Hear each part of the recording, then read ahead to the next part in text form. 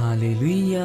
स्वागत है आप सबका मेरी भविष्यवाणियों की पुस्तक में। तो आइए हम आज के पवित्र वचन को पढ़ेंगे जो कि परमेश्वर के दास प्रेरित अंकुर यूसुफ नरुला जी के द्वारा लिखा गया है। परमेश्वर का भय मानना आपको ऊंचा करता है। जैसा कि नीति वचन की पुस्तक अध्याय 22 उसकी 4 आयत में लिखा है, नम्रता और यहोवा के भय मानने का फल धन, महिमा और जीवन होता है। मेरे प्रियो, बाइबल में लिखा है कि नम्रता और यहोवा का भय मानने से 3 चीजें आपकी जिंदगी में आएंगी।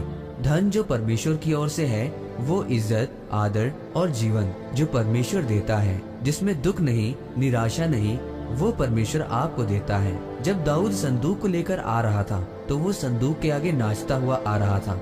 उसकी पत्नी ने उसे नाचता हुआ देखकर उसका मजाक उड़ाया और कहा कि तू क्या निकम्मों की तरह नाच रहा था, तेरे कपड़ों का तुझे ध्यान नहीं है। दाऊद ने कहा, जिस परमेश्वर ने मुझे तेरे पिता का राज्य दिया, मुझे ऊंचा किया, मैं क्यों ना उस परमेश्वर के सामने नाचूं।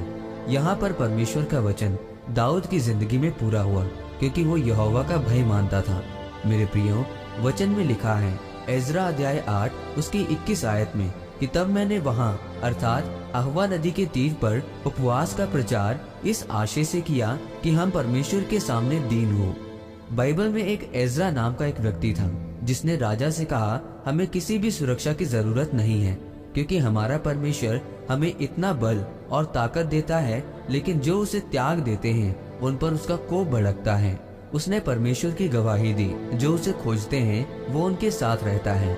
एजरा जानता था कि राजा परमेश्वर को नहीं मानता और वो विश्वासी नहीं है। अगर मैं राजा से सुरक्षा मांगता तो मैं राजा को क्या गवाही देता कि मेरे परमेश्वर और आपके परमेश्वर में क्या फर्क है।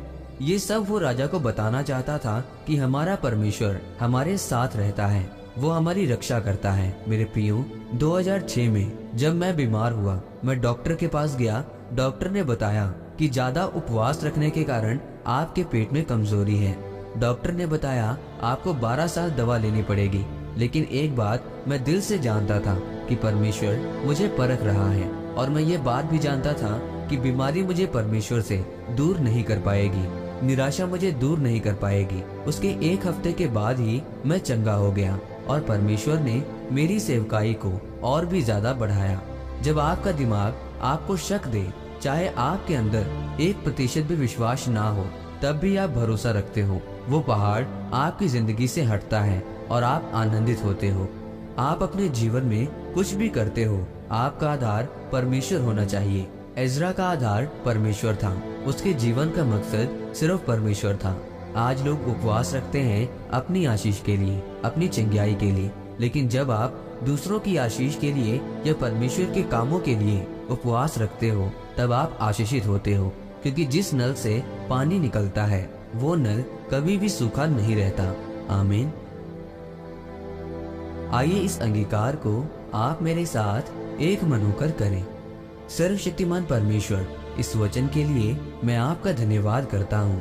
परमेश्वर, मैं अंगीकार करता हूँ कि मैं तुझसे नम्र रहूंगा और तेरा भय मानते हुए वचनों के साथ अपना जीवन व्यतीत करूंगा। प्रभु यीशु मसीह के नाम में, आमीन। परमेश्वर आप सबको आज के वचन के ऊपर मनन करने के द्वारा आशीषित करे। आमीन।